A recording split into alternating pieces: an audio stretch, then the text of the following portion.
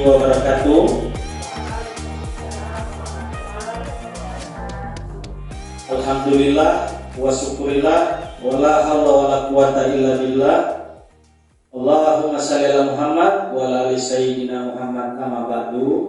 Yang terhormat Bapak Wakil Kepala Sekolah SD Negeri 11 Atinggola, yang saya hormati seluruh rekan-rekan guru,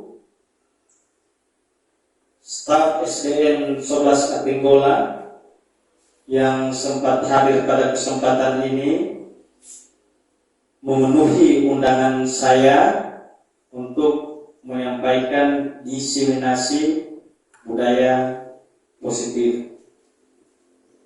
Bapak dan Ibu, puji syukur kita panjatkan kehadirat Tuhan Yang Maha Esa, berkenan kuasa-Nya jua, sehingga kita bisa bersama-sama di tempat ini serangkaian dengan mengikuti diseminasi budaya positif. Dan salawat serta salam semoga senantiasa tercurah kepada junjungan kita Nabi besar Muhammad sallallahu alaihi wasallam. Insya Allah segala syafaat rahmatnya sampai kepada keluarga, sahabat, dan kita sekalian. Bapak dan Ibu yang saya hormati,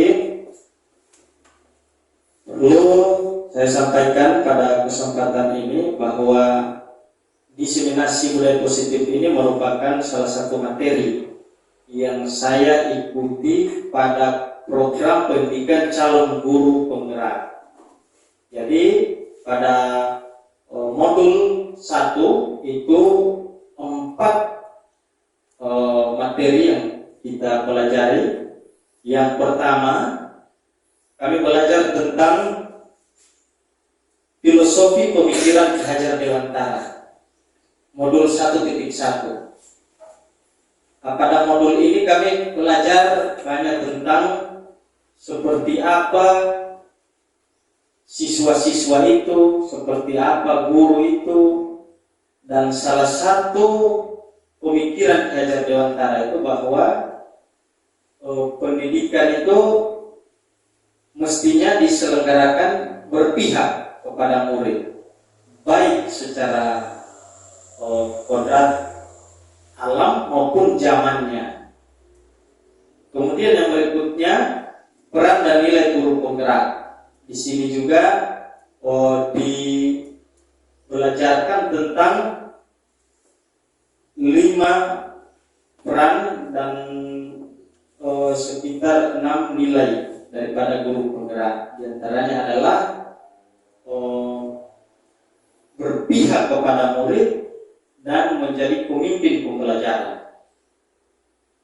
Kemudian visi guru penggerak. Kami juga belajar bagaimana harapan kami terhadap murid-murid di masa yang akan datang. Nah, Bapak dan Ibu yang saya hormati, selanjutnya baru kami belajar tentang budaya positif. Pada diseminasi kali ini atau kesempatan ini, saya akan menyampaikan kurang lebih 6 materi yang saya pelajari saat mengikuti pembelajaran pada modul 1.4. Yang pertama, disiplin positif dan nilai kebajikan universal. Kemudian teori motivasi, hukuman dan penghargaan, restitusi, keyakinan kelas, kebutuhan dasar manusia, dunia berkualitas, restitusi 5 posisi kontrol, dan restitusi segitiga restitusi.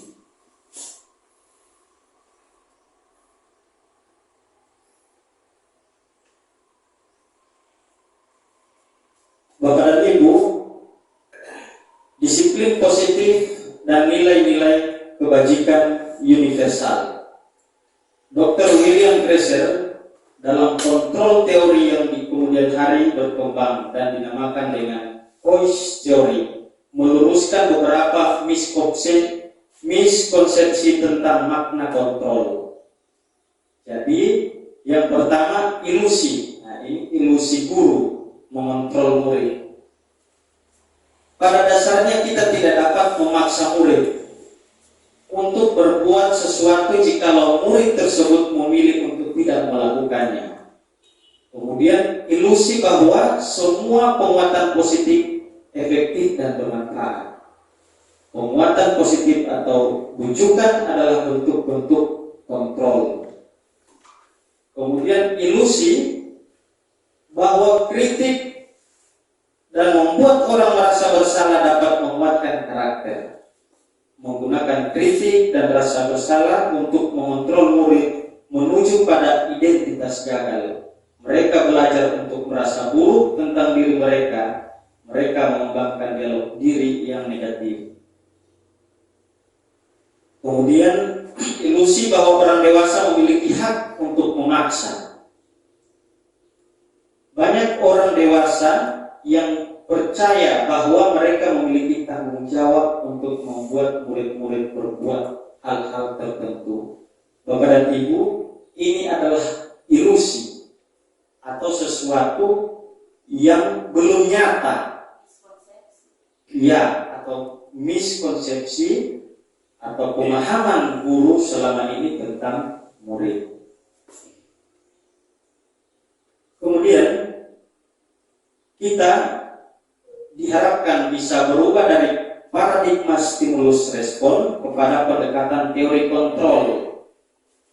Stephen Covey, bila kita ingin membuat kemajuan perlahan, sedikit-sedikit, ubahlah sikap atau perilaku Anda.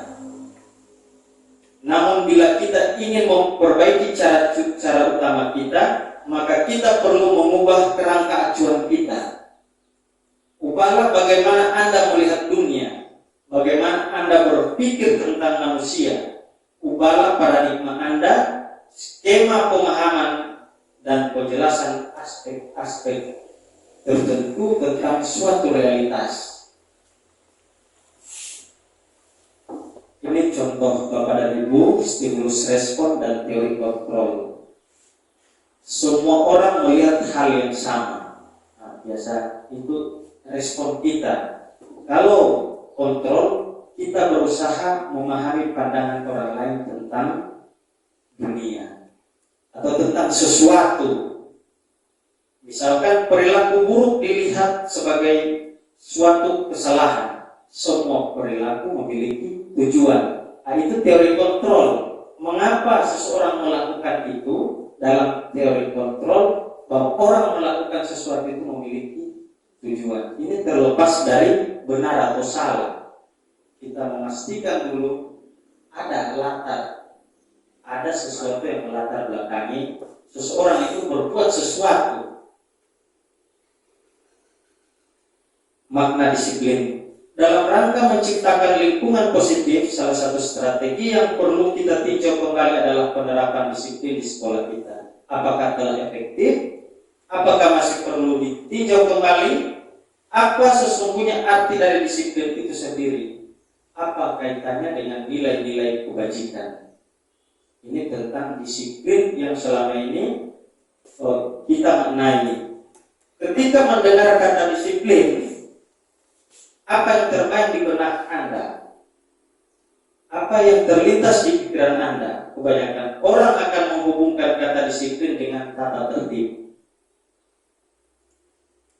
teratur, dan kepatuhan pada peraturan. Kata disiplin juga sering dihubungkan dengan hukuman, padahal itu sungguh berbeda.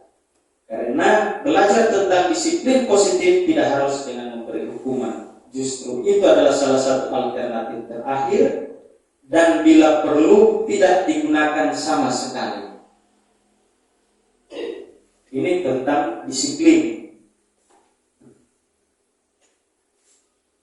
Bapak dan Ibu, mari kita menyimak apa yang disampaikan oleh Ki Hajar.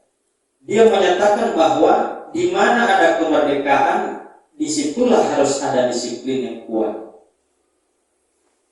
Sungguh pun disiplin itu bersifat self-disiplin, yaitu kita sendiri yang mewajibkan kita dengan sekeras-kerasnya. Tetapi itu sama saja, sebab jikalau kita tidak cakap melakukan disiplin diri atau self disiplin, wajiblah penguasa lain mendisiplinkan kita.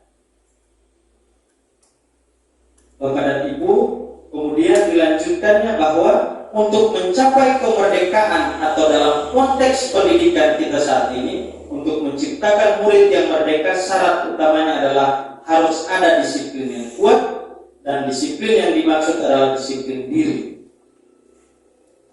Yang disiplin dimaksud adalah disiplin diri atau motivasi intrinsik.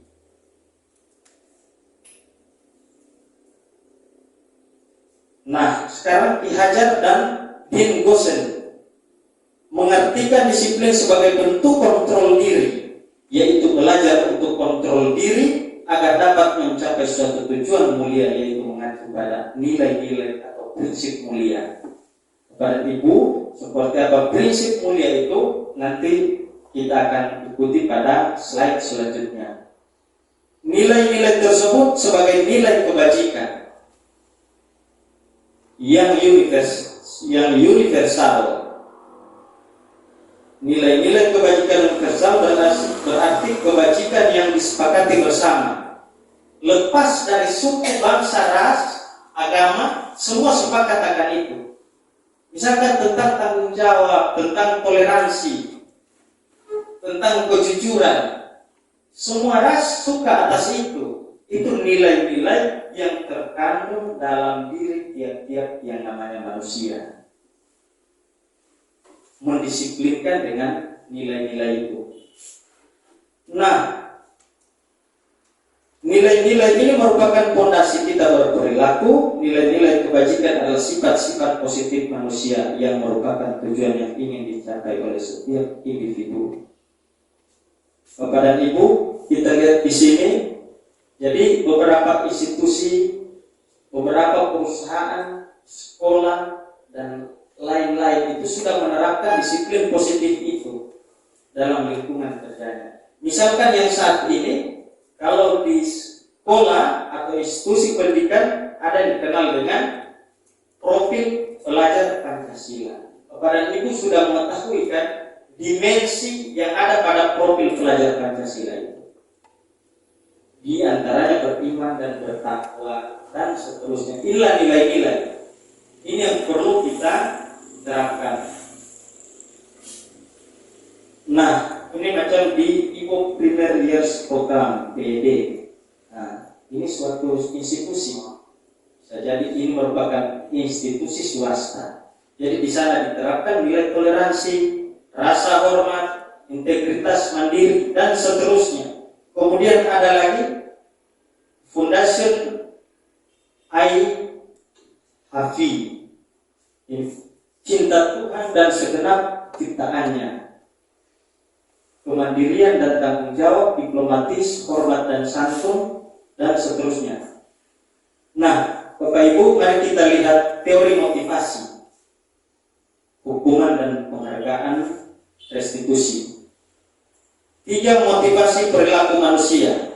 Nah, ini manusia berperilaku menurut Din Gosen bahwa dia ingin menghindari suatu ketidaknyamanan. Kemudian mendapatkan imbalan atau penghargaan. Jadi dia melakukan sesuatu, berperilaku itu ingin dihargai. Ini yang memotivasi dia, ingin dapat hadiah. Kemudian menjadi orang mereka inginkan. Dia melakukan sesuatu ya, dia ingin jadi seperti apa yang dia inginkan. Selanjutnya, hukuman, konsekuensi, dan restitusi.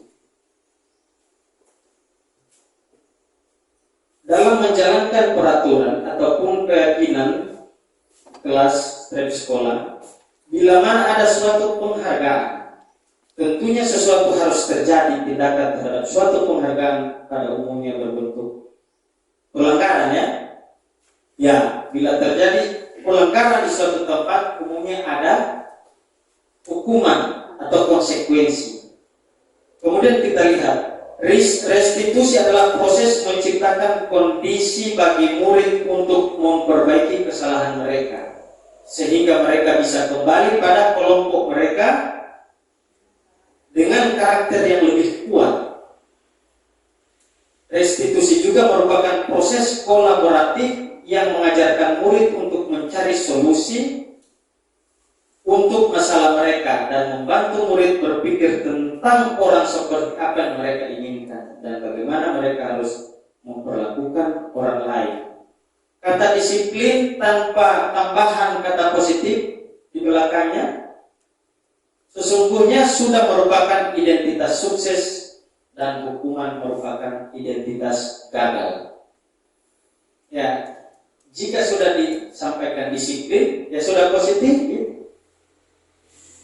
Kalau masuk di dalam suatu hukuman, maka akan memunculkan identitas gagal. Yang dimaksud, anak bisa saja akan merasa bersalah.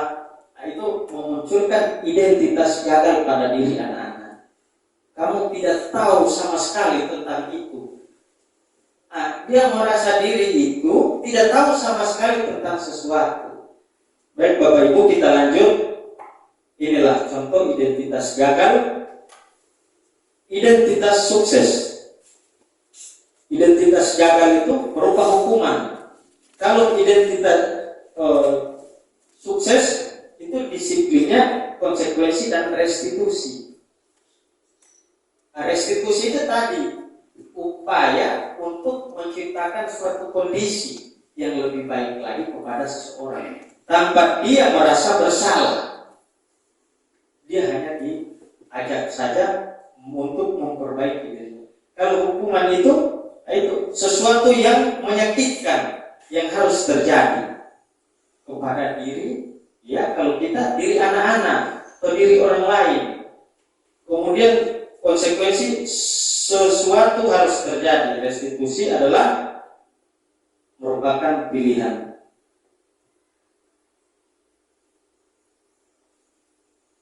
Nah, mari kita lihat Bapak Ibu, hukuman atau konsekuensi. Mencatat 100 kali di dalam buku kalimat saya tidak akan terlambat lagi karena terlambat ke sekolah. Hukuman atau konsekuensi? Mencatat 100 kali dalam buku kalimat saya tidak akan terlambat lagi. Ya. Ya, bisa jadi hal itu adalah suatu konsekuensi.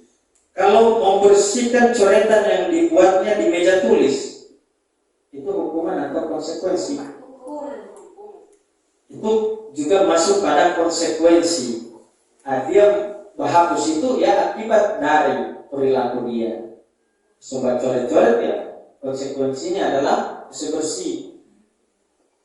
Murid diminta untuk push up 15 kali karena tidak menggunakan masker ke sekolah.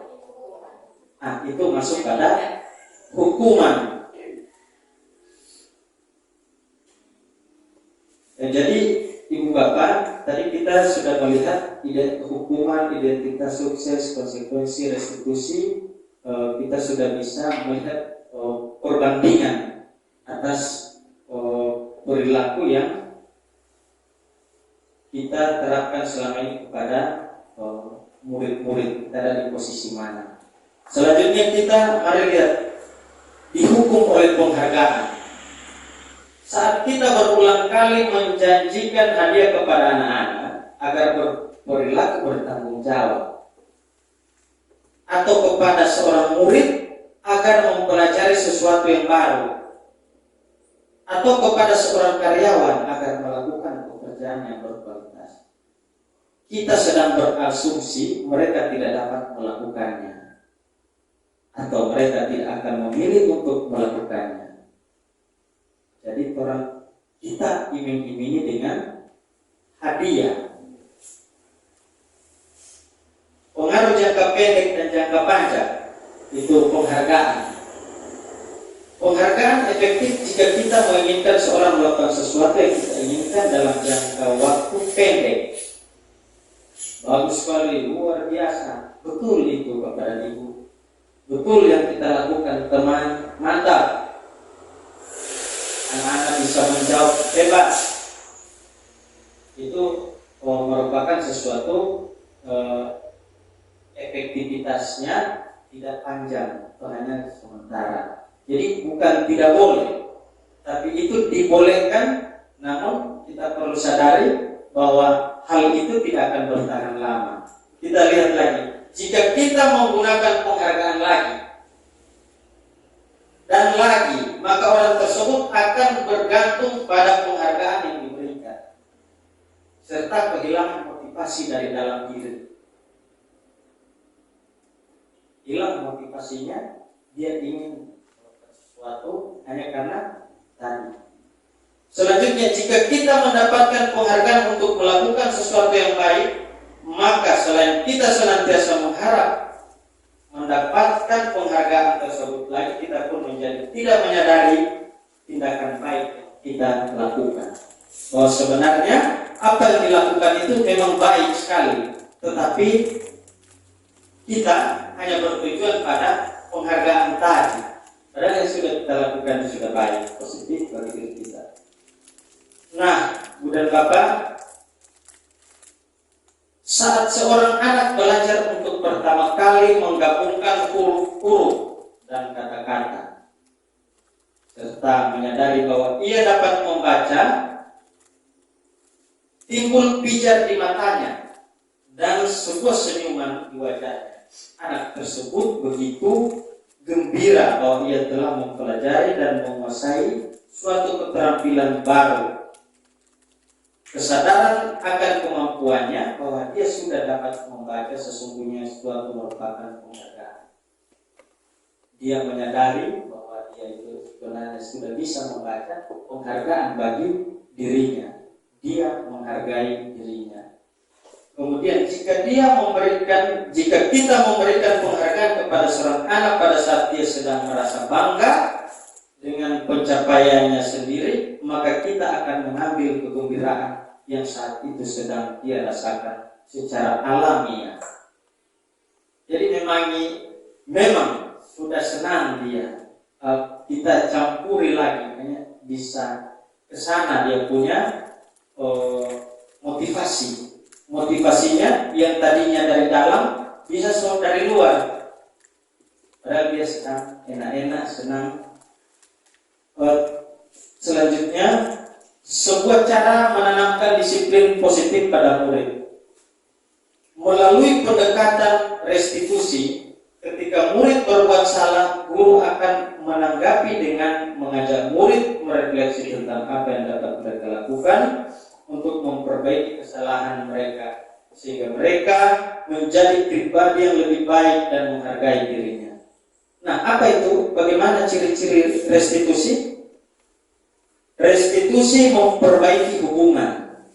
Itu pertama. Kedua, restitusi adalah tentang memperbaiki hubungan dan memperkuatnya. Restitusi adalah tawaran, bukan paksaan.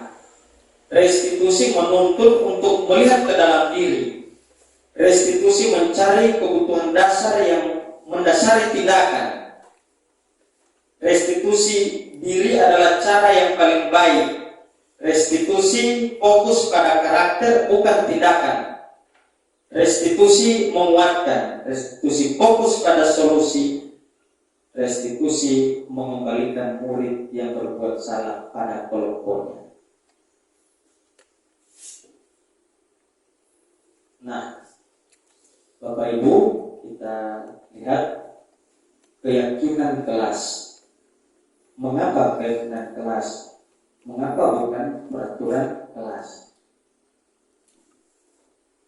Jawablah pertanyaan di bawah ini. Mengapa kita memiliki peraturan tentang penggunaan helm pada saat mengendarai kendaraan roda 2 motor?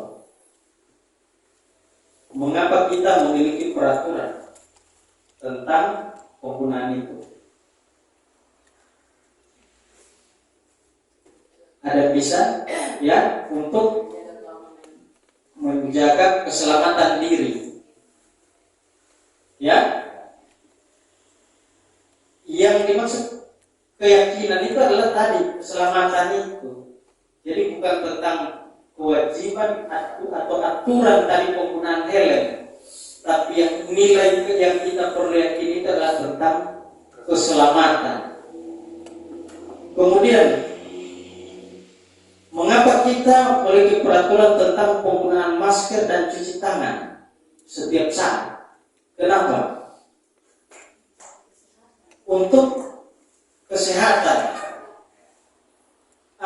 Kesehatan inilah yang kita tuju untuk kita pakai masker. Bukan karena diatur-atur, semua pakai masker. Tidak, tetapi kita meyakini bahwa kesehatan itu perlu, maka kita pakai masker. Inilah yang dimaksud dengan motivasi yang tumbuhnya dari dalam diri sendiri, bukan faktor luar.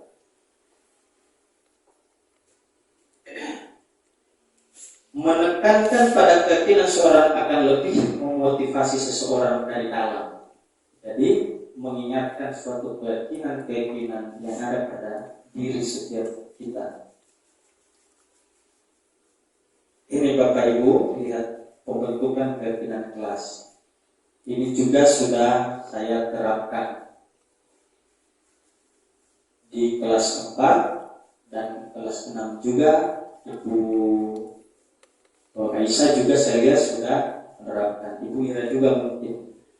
Nah, pertama, keyakinan kelas bersifat lebih abstrak atau tidak terlalu jelas daripada peraturan yang lebih rinci dan konkret. Keyakinan kelas berupa pernyataan universal. Keyakinan kelas senantiasa dibuat dalam bentuk positif. Keyakinan kelas sebenarnya tidak terlalu banyak.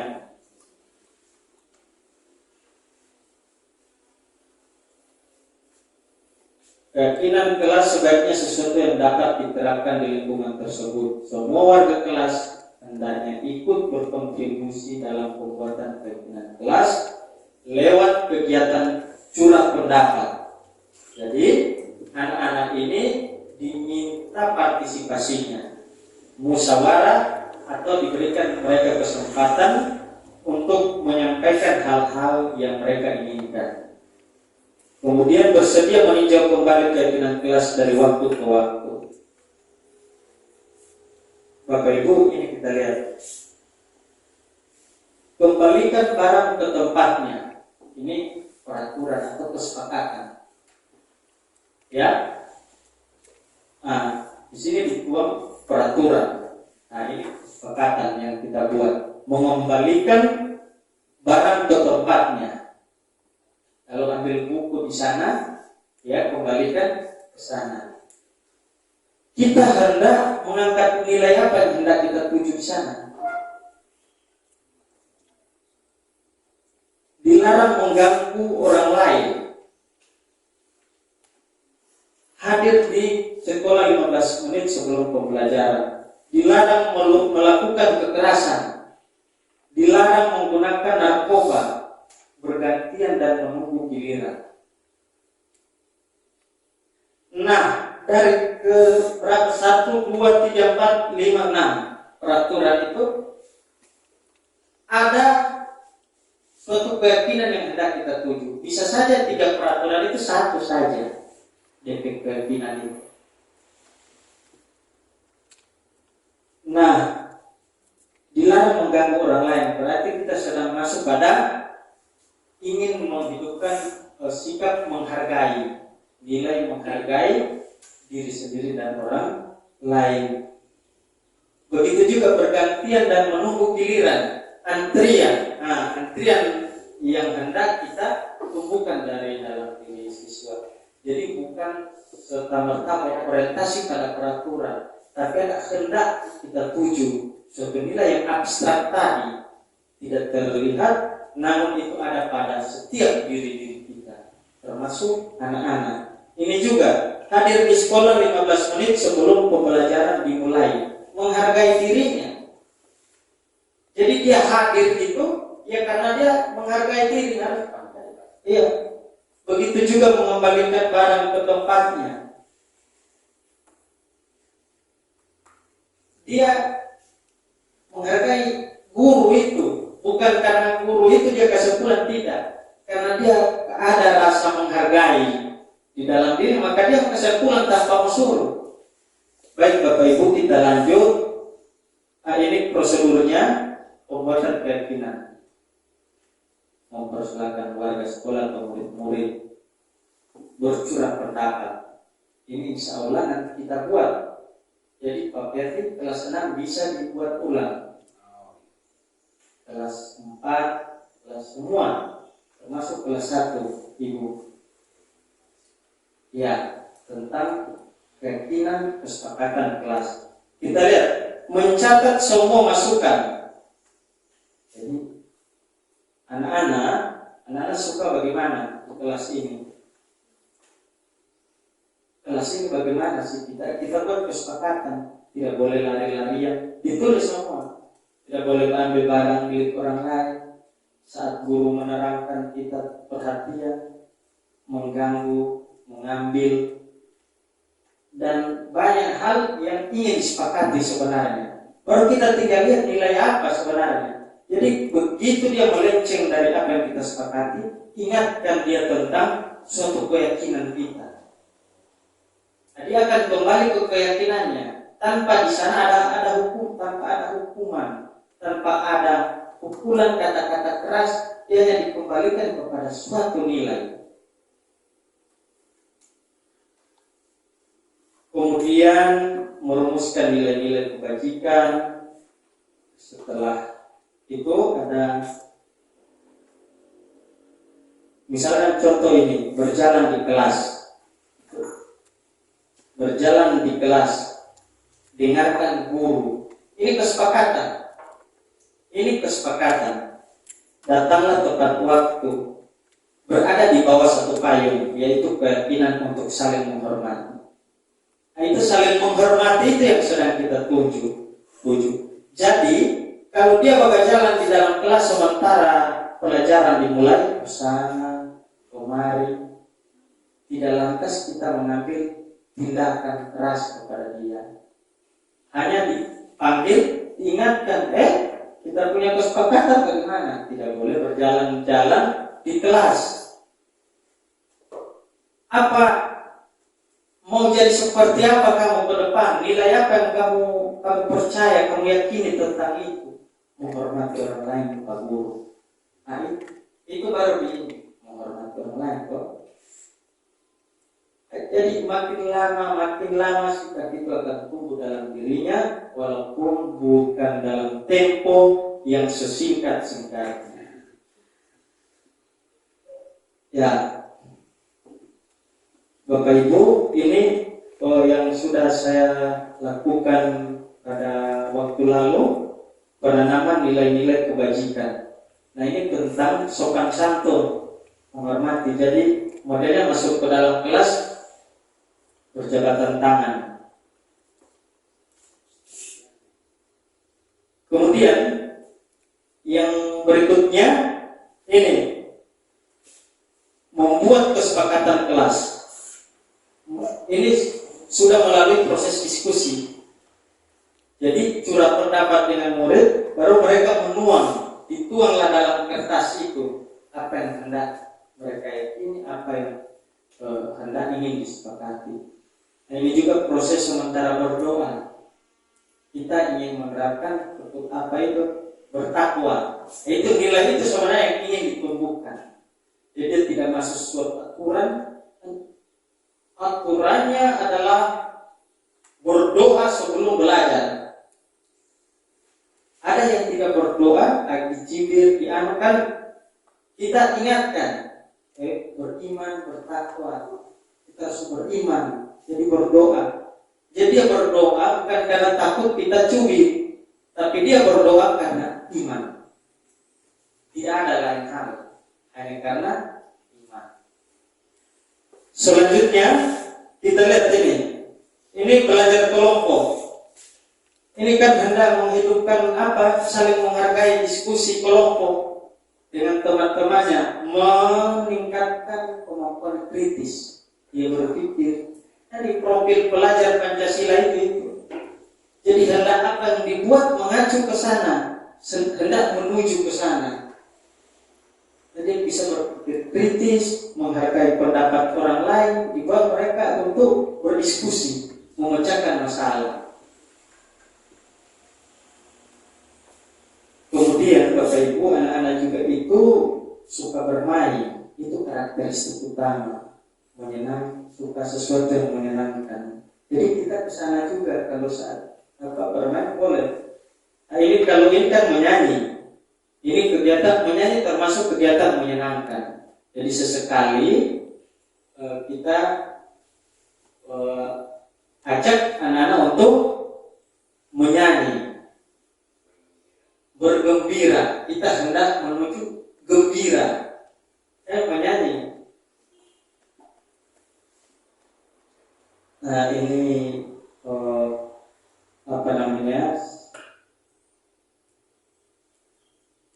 saya hendak menanyakan kepada beberapa siswa tentang bagaimana metode saya jadi tanggapan siswa. Ini contoh keyakinan kelas di kelas 1. Setiap anggota kelas perlu belajar, setiap anggota kelas perlu senang. Setiap anggota kelas perlu melakukan tugas. Setiap anggota kelas perlu saling menghargai. Setiap anggota perlu merasa aman. Jadi variatif. Dia sesuai dengan kelas. Sesuai dengan kelas. Jadi begitu juga di SMP pada di SMA. Jadi sesuai dengan taraf perkembangan tubuh kembangnya atau usia anak-anak itu. Jadi ini perlu senang. Kita yakini bahwa kita perlu senang. Jadi menyanyi, berlari-larian itu untuk senang saja. Baru perlu melakukan tugas. Nah, bahwa anak-anak itu bikin tugas bukan karena takut guru kelas 1, tapi suka bikin tugas. Ya, bukan kita yakini itu perlu membuat tugas ya, tapi tidak bikin tugas. Jadi kita perlu buat tugas, kita tanam padian. Jadi bukan karena tidak tugas. Sehingga dia membuat tugas karena dia yakini dia perlu membuat tugas. Itu betul tindakan yang kita lakukan, namun tidak mampu bertahan lama dalam diri anak-anak. Hanya dia mengalami ketergantungan. Kelas 5 selalu bersikap positif, senantiasa menjadi diri terbaik. Bukankah kamu ingin menjadi seorang diri yang terbaik? Itu kalau sudah melakukan tindakan, misalkan mencemooh atau membuli, lalu dia diajak, diberikan kesadaran, diingatkan kembali tentang menjadi diri terbaik. Nah, Ibu Bapak, kita lihat ini. 5 kebutuhan dasar manusia. Inilah yang memotivasi seseorang. Kita semua yang memotivasi kita untuk berbuat sesuatu adalah 5 kebutuhan dasar. Yang pertama adalah bertahan hidup, kasih sayang dan rasa diterima, kebebasan, kemudian kesenangan, penguasaan. Kita lihat cermati satu-satu. Kebutuhan bertahan hidup, survival, adalah kebutuhan yang bersifat fisiologis untuk bertahan hidup, misalnya kesehatan, rumah, dan makanan, minuman, dan seterusnya. Kemudian penguasaan, kebutuhan pengakuan atas kemampuan. Kebutuhan ini berhubungan dengan kekuatan atau mencapai sesuatu, menjadi kompeten, menjadi terampil, diakui, prestasi, keterampilan kita, rasa ingin diakui, begitulah. Nah, jadi DP konsepnya adalah penguasaan, bahwa dia yang merasa lebih. Dan itu adalah tindakan dasar kebutuhan. Jadi kebutuhan manusia. Kemudian bebas. Manusia juga melakukan sesuatu itu bisa saja dilandaskan oleh karena dia ingin bebas. Hidup bebas adalah kebutuhan akan kemandirian, otonom, memiliki pilihan dan mampu mengendalikan arah hidup seseorang dan kesenangan seterusnya. Kita lihat. Ini contoh. Dinda, seorang anak kelas 3 SD, begitu tiba di rumah sepulang dari sekolah, menangis dan mengadu pada ibunya bahwa dia dibenci Ibrani, gurunya. Menurut Anda, kebutuhan apa yang berusaha dipenuhi oleh Dinda? Jika jawabannya seperti ini, bila Anda berada di posisi Ibrani dan mendengar informasi dari ibunya Dinda tentang perasaan Dinda hari itu, apa yang akan Anda lakukan pada Dinda besok ketika dia masuk sekolah? Jadi ibu bapak, Dinda ini jawabannya begini, kan begitu tiba di rumah pulang sekolah menangis mengadu pada ibunya bahwa dia benci pada Ibrani, gurunya. Menurut Anda kebutuhan apa yang bisa dipenuhi oleh Dinda itu? Dia bilang pada orang tua, dia lagi benci pada Ibrani. Saya lagi benci pada Ibu Ira, Ibu Wita. Apa kira-kira hendak anak itu penuhi? Ya, kasih sayang, rasa diterima. Itu hendak sebenarnya dia ingin penuhi. Jadi dia butuh kasih sayang. Benci sekali dengan Pak Birdi. Ya, dia butuh perhatian biasanya. Jadi ada hal yang melatar belakangi anak-anak itu melakukan sesuatu sehingga biasanya ada dalam teori disebut positive thinking. Itu dia mungkin lagi lapar, dia mungkin lagi anak-anak berampe, orang pemakanan, dia makan. Kan kita tanya-tanya dulu, bisa saja dia hendak ingin memenuhi kebutuhan hidup. Hidup dia rasa semua mati toh, lapar. Jadi dia makan. Kita akan usahakan dia untuk menghargai barang milik orang lain. Tidak lantas kita lakukan tindakan keras. Karena ada yang melatar belakangnya itu. Mencuri juga begitu. Ada faktor. Ada juga ada guru dia cuma di luar. Dia suka keluar. Dia mungkin sedang memenuhi kebutuhan kebebasan. Suka bebas, masuk ke dalam atau dia keluar.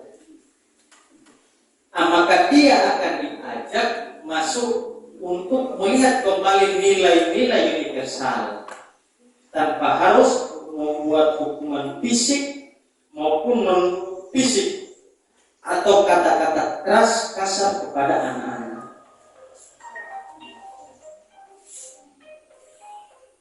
Ini Ibu dan Bapak, saya masukkan di sini pada panjang. Ini penting juga tentang dunia berkualitas. Seperti apa sih dunia berkualitas itu? Apakah dunia saat ini tidak berkualitas? Nah, dunia berkualitas Anda adalah tempat khusus dalam pikiran Anda, dalam pikiran kita. Ini yang dimaknai sebagai dunia berkualitas. Tempat Anda menyimpan gambaran representasi dari semua yang Anda inginkan. Di pikiran ini bisa berisi orang-orang, iya kan? Tetap ada anak-anak, istri, suami dalam pikiran kita ini. Kemudian yang berisi pula hal-hal dan apa saja yang terbaik dalam hidup Anda, membuat Anda merasa bahagia dan terpenuhi kebutuhan dasar Anda. Dr. William Glasser menyebutnya seperti semacam album foto, sehingga isinya tidak akan terlalu banyak, hanya akan terdiri dari beberapa hal saja yang sangat signifikan dan benar-benar terbaik dalam hidup Anda, yang membuat hidup Anda menjadi lebih bermakna. kebutuhan dasar bersifat lebih umum dan universal, sedangkan dunia berkualitas lebih unik dan personal. Orang, tempat, benda, nilai-nilai dan kepercayaan yang penting bagi Anda akan termasuk di sana. Untuk masuk ke dunia berkualitas, syaratnya adalah bahwa sesuatu itu harus terasa sangat baik bagi Anda dan memenuhi setidaknya satu atau lebih kebutuhan dasar Anda dalam menentukan segala sesuatu yang masuk dalam dunia berkualitas. Tidak perlu kita terlalu mempertimbangkan standar masyarakat tentang apa saja yang penting dan yang tidak. Gambaran dunia berkualitas adalah unik dan spesifik untuk setiap orang. Jika Anda bisa hidup di dunia berkualitas Anda, hidup Anda akan sempurna buat Anda. Tapi sayangnya Anda tidak bisa tinggal di sana. Ya, jadi Ibu dan Bapak, semua itu ada di pikiran kita. Kadang kita menggambarkan begini, terus sananya kita akan merasa senang.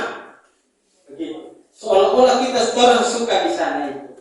Nah, Bapak dan Ibu, kalau kita diajak untuk memaknai alam pikiran kita, kita lihat murid kita juga mempunyai gambaran dunia berkualitas mereka. Tentunya sebagai guru kita ingin mereka memasukkan hal-hal yang bermakna dan nilai-nilai kebajikan yang hakiki ke dalam dunia berkualitas mereka. Bila guru dapat membangun interaksi yang memberdayakan dan memerdekakan murid, maka murid akan meletakkan dirinya sendiri sebagai individu yang positif dalam dunia berkualitas karena mereka menghargai nilai-nilai kebajikan. Bapak dan Ibu yang saya hormati, materi budaya positif ini saya ikuti kurang lebih 2 minggu. Saya berharap bisa menyampaikan intisari dan paling tidak sebagian pemahaman yang saya ketahui dan yang saya praktekkan tentang ini dalam jangka 1 jam ke depan atau 1 jam yang sementara berjalan ini. Jadi dari banyak materi saya ambil materi yang penting-penting dan semuanya sebenarnya penting, namun dirumuskan lebih sederhana. Ya, inilah restitusi 5 posisi kontrol.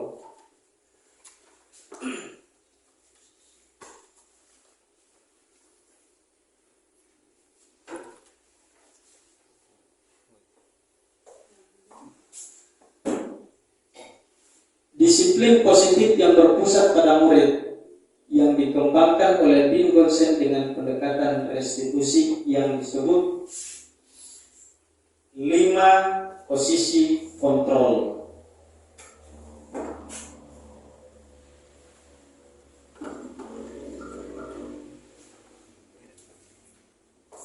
Baik Bapak Ibu, lihat posisi kontrol yang ada pada restitusi yang selama ini yang terjadi dalam institusi khususnya sekolah-sekolah, termasuk sekolah dasar kita.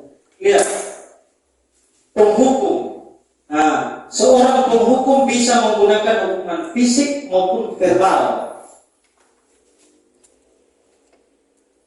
Ini cara kita menegakkan aturan atau mengubah seseorang untuk seperti apa yang kita mau. Jadi kita hukum dia. Bisa saja hukumannya langsung fisik, dia jadi sakit. Bisa saja juga hatinya yang jadi sakit. Iya, kata-kata yang menyakitkan. Kemudian pembuat merasa bersalah. Ini guru kadang-kala juga, dan apakah selalu hanya kita yang tahu?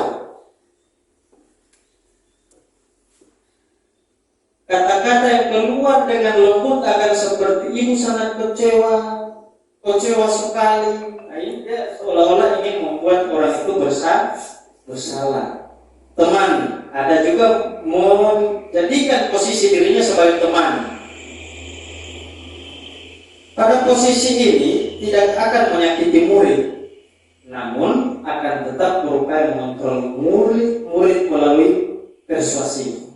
Jadi dia akan selalu kontrol, selalu intervensi.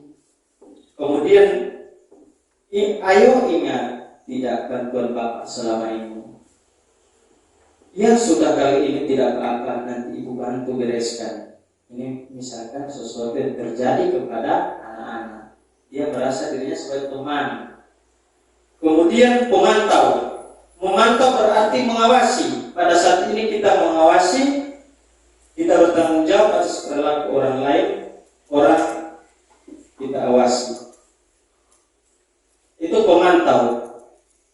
Misalkan peraturannya apa? Nah, ini disampaikan ke anak-anak. Apa yang telah kamu lakukan? Sanksi atau konsekuensinya apa?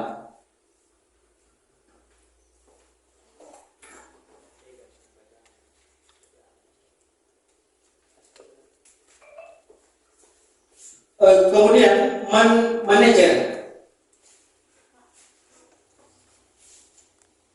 Posisi terakhir. Nah, ini posisi yang hendak kita adopsi, hendak kita jadikan acuan. Ini manajer ini.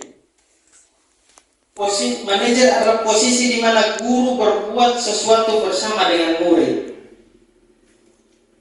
mempersilahkan murid mempertanggungjawabkan perilakunya, mendukung murid agar dapat menemukan solusi atas permasalahannya sendiri.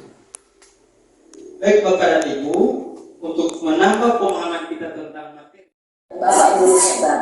Dalam penerapan disiplin positif restitusi, salah satu program yang dikembangkan adalah 5 posisi kontrol. 5 posisi kontrol dalam restitusi adalah proses perjalanan seorang pendidik agar dapat mengenali dirinya. Pada video kali ini, kita akan membahas tentang 5 posisi kontrol yang dikembangkan oleh Diane Gosson dan contoh penerapannya.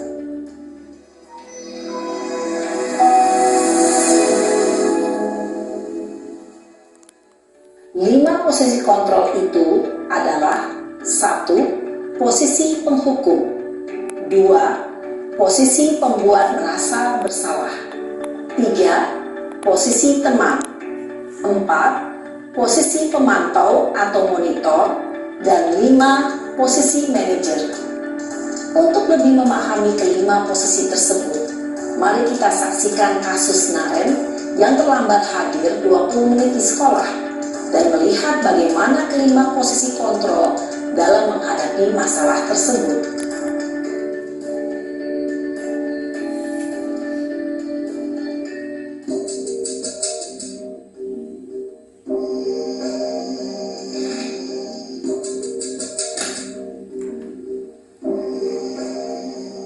Naren!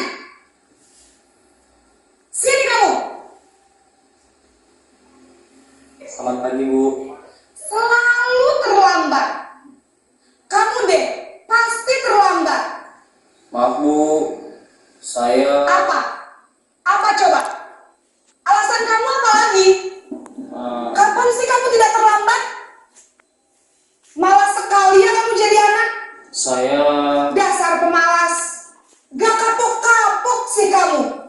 Sudah berapa kali terlambat? Sana, kamu keliling lapangan basket 2 kali.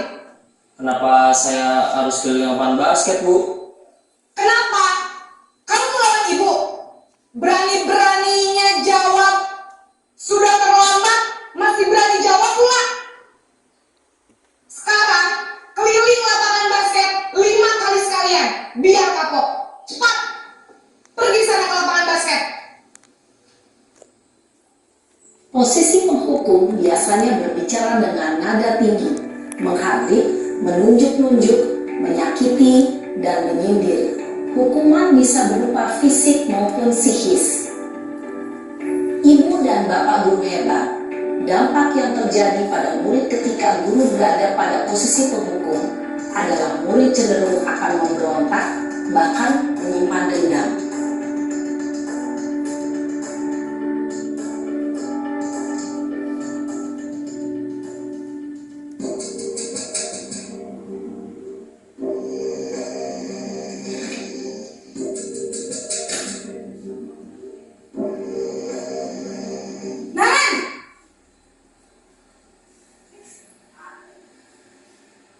Selamat pagi, Bu. Naren, kamu kenapa terlambat lagi, nak? Ya Tuhan, Naren, kamu senang ya bikin ibu susah ya?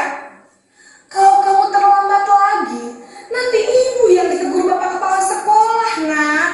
Disangka ibu tidak bisa membina kamu. Duh, gimana ini? Maaf, Bu. Duh, Gusti Naren, kamu suka ya kalau ibu ditegur bapak kepala sekolah? Terus, sekarang ibu harus tulis apa ini di buku absen? Ini kamu sudah sering terlambat loh. Ibu harus apa coba? Maaf, Bu. Maaf sekali. Ya sudah, lain kali jangan bikin ibu susah lagi ya, nak ya. Ibu tidak akan kuat lagi kalau kamu begini terus. Bisa jantungan kalau ibu ditegur bapak kepala sekolah. Sana cepat ke kelas. Maaf ya, Bu. Maaf sekali. Posisi pembuat rasa bersalah berbicara dengan nada tenang, cenderung lembut. Namun kata-kata yang diutarakan membuat murid merasa menjadi orang yang gagal, memandang buruk dirinya sendiri, merasa tidak berharga, dan tidak sanggup membahagiakan orang lain. Ketika guru mengambil posisi pembuat rasa bersalah, murid akan menganggap dirinya yang bersalah dan ia akan menyimpan emosi negatif tersebut di dalam dirinya.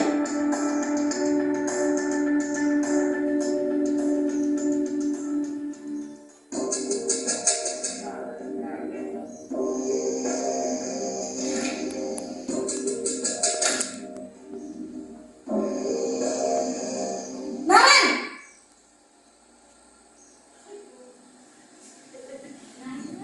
Selamat pagi, Bu. Wah, sudah jam berapa ini, nak? Terlambat lagi ya, sayang. Iya, Bu. Habis ibu saya lupa membangunkan saya, Bu. Kamu malah menyalahkan ibu kamu. Kamu bukannya anak yang larinya paling kencang. Kok terlambat sih? Iya, Bu. Saya memang terlambat bangun tadi. Jadi, biarpun saya lari kencang, tetap gak kekejar, Bu. Ya sudah sana. Nanti lain kali larinya lebih kencang lagi ya. Biar gak terlambat lagi. Bikin seneng ibu. Demi ibu. Bisa kan? Bisa lah, Bu. Ya sudah sana masuk kelas. Ibu beresin urusan absen kamu. Kamu ini ada-ada saja. Dalam posisi teman, guru berbicara dengan nada suara ramah, akrab, cenderung bersenda gurau untuk menjaga suasana tetap santai. Murid akan merasa senang, aman, dan akrab dengan guru. Identitas yang tercipta adalah identitas sukses atau berhasil. Namun, perlu diingat, karena ini masih dorongan eksternal, maka ada faktor ketergantungan dari murid kepada orang tertentu. Di sini guru absennya, sehingga di lain waktu murid bisa berperilaku baik, namun hanya kepada orang-orang tertentu saja.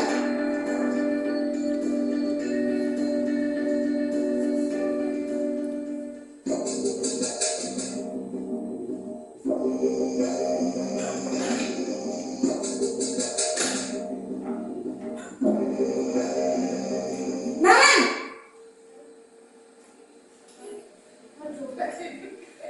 Selamat pagi, Bu.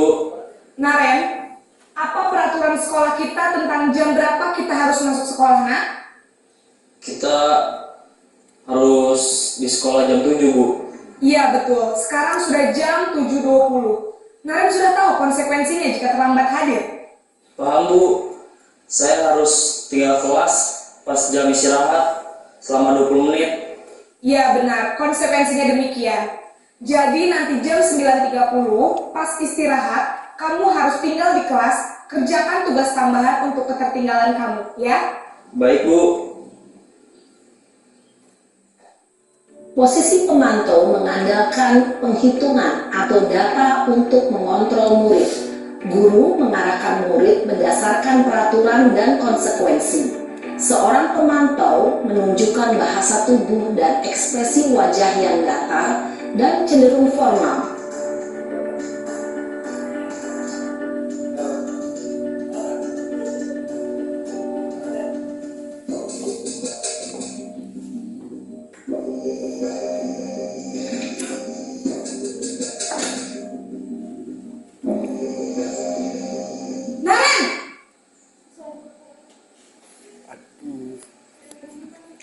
Selamat pagi, Bu. Selamat pagi, Naren. Maaf, Bu. Saya terlambat. Iya, sekolah masuknya jam 7, sekarang sudah jam 7.20. Jadi sekarang bagaimana ini, Naren? Maaf, Bu. Saya lupa setel alarm saya semalam. Baiklah, menurut kamu, keyakinan sekolah yang mana yang perlu kamu tingkatkan? Menghargai diri sendiri dan orang lain mungkin ya, Bu. Setuju. Jadi, apakah Naren meyakini prinsip saling menghormati tersebut? Iya, Bu. Saya meyakininya. Apakah Naren bersedia memperbaiki masalah keterlambatan ini? Bersedia, Bu. Bagaimana kamu akan perbaiki masalah keterlambatan ini? Saya akan coba untuk tidak lupa menyetel alarm saya, Bu. Baik, kalau Naren lupa menyetel alarm di rumah, ada orang yang kira-kira bisa bantu mengingatkan tidak? Ada, Bu. Kakak saya, Kak Emma. Ada lagi selain Kak Emma? Selain Kak Emma, ada ibu saya. Baik, jadi yang mengingatkan Naren adalah Kak Emma dan ibu kamu ya? Kira-kira akan mulai start alarm kapan nih, Naren? Setelah pulang sekolah, akan segera saya lakukan. Baik, jadi Naren akan setel alarm untuk bangun besok pagi dan akan diingatkan oleh kakak dan ibunda Naren ya. Ada lagi yang mungkin perlu dilakukan, Naren, agar tidak terlambat bangun lagi? Tidak ada, Bu. Baik, Naren, terima kasih untuk kerjasama kamu. Sekarang kamu perlu kembali ke kelas untuk belajar. Baik, Bu. Terima kasih. Posisi manajer adalah posisi kontrol yang disarankan untuk membimbing murid memiliki sikap disiplin yang positif, yaitu murid yang mandiri, bertanggung jawab, dan dapat memecahkan masalah. Tujuan dari posisi ini adalah agar murid dapat berefleksi atas tindakannya. Guru akan dengan tulus memberikan pertanyaan-pertanyaan bermakna, sehingga membuat murid dapat belajar dari kesalahannya dan mencari sebuah solusi untuk menyelesaikannya. Ibu dan bapak guru hebat, setelah mengamati adegan kelima posisi kontrol tadi, kira-kira posisi mana yang paling ideal? Posisi mana yang dapat menunjang motivasi intrinsik murid? Ya, tentu posisi manajer. Posisi ini memang posisi ideal yang ingin dituju setiap pendidik. Pada posisi inilah, guru dapat menerapkan disiplin positif yang berpihak pada murid, yang memerdekakan murid. Perjalanan seorang pendidik tentunya tidak mudah untuk sampai pada posisi seorang manajer. Namun, tujuan kita pasti, yaitu menciptakan murid-murid yang mandiri, merdeka, dan bertanggung jawab. Semoga penggambaran 5 posisi kontrol yang telah diperlihatkan ini dapat menjadi ajang refleksi bagi kita semua, agar dapat terus mengasah dan menerapkan disiplin positif yang memerdekakan murid. Mari terus berlatih dan bersemangat. Selamat menerapkan. Salam dan bahagia, Ibu dan Bapak Guru hebat.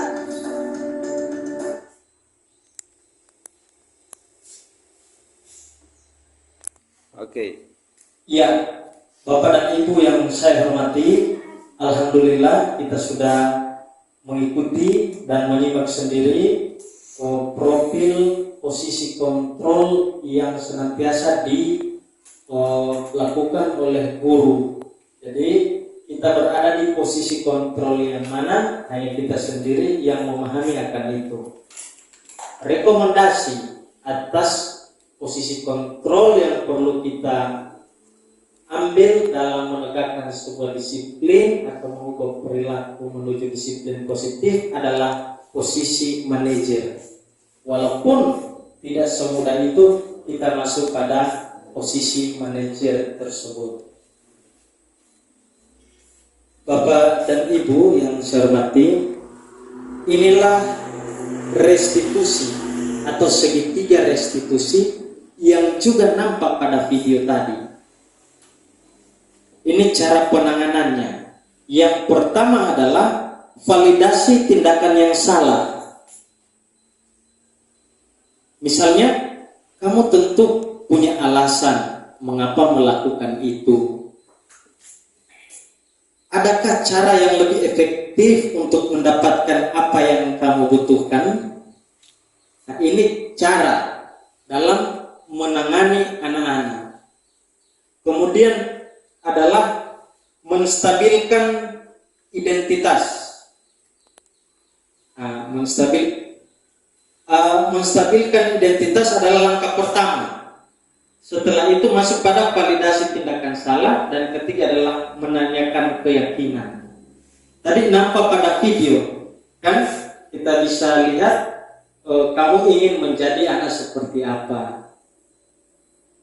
yang kamu yakini. Setiap orang pasti pernah melakukan kesalahan. Nah, itu menstabilkan. Kamu bukan satu-satunya yang pernah melakukan ini. Maksudnya bahwa dia tidak serta-merta disalahkan, atau kesan yang ingin kita sampaikan adalah perilaku yang dia lakukan adalah biasa saja. Semua orang melakukan itu, pernah berbuat salah, dan seterusnya. Kemudian kamu tentu punya alasan mengapa melakukan itu, dan seterusnya. Bapak dan Ibu, yang terakhir penanganannya adalah menanyakan keyakinan. Keyakinan kelas apa yang telah kita sepakati. Kemudian kamu ingin menjadi orang seperti apa? Itu nampak di video tadi. Maksudnya Bapak dan Ibu bahwa penanganan ataupun memperbaiki perilaku salah pada anak tidak harus dengan hukuman. Ya, tidak harus kita melakukan hukuman, tapi kita mengambil alternatif terbaik, atau langkah terbaik adalah menjadi manajer. Segitiga restitusi sebagai upaya yang dapat dilakukan dalam membangun budaya positif di sekolah. Tentunya untuk mewujudkan hal ini membutuhkan proses yang tidak bisa dilakukan dalam waktu singkat. Selain itu, proses ini juga membutuhkan keterlibatan semua pemangku kepentingan di sekolah. Jadi ada kerjasama antara setiap guru. Bapak dan Ibu yang saya hormati, demikianlah penyampaian saya atas budaya positif atau diseminasi budaya positif atau disiplin positif yang perlu kita terapkan, dan kita akan menerapkan itu di sekolah kita ini untuk satu kepentingan murid-murid, untuk kemerdekaan murid-murid. Maka kita perlu dengan kontinu, dengan sungguh-sungguh melakukan itu. Saya berharap semoga penyampaian ini, diseminasi ini bisa bermanfaat kepada kita semua. Amin. Dan langkah-langkah dalam membuat kesepakatan dan keyakinan kelas bisa kita lakukan. Demikian Bapak dan Ibu, terima kasih atas segala perhatiannya dan kerjasamanya selama ini. Kita akhiri, mohon maaf atas segala kekurangan. Terima kasih perhatiannya. Assalamualaikum warahmatullahi wabarakatuh.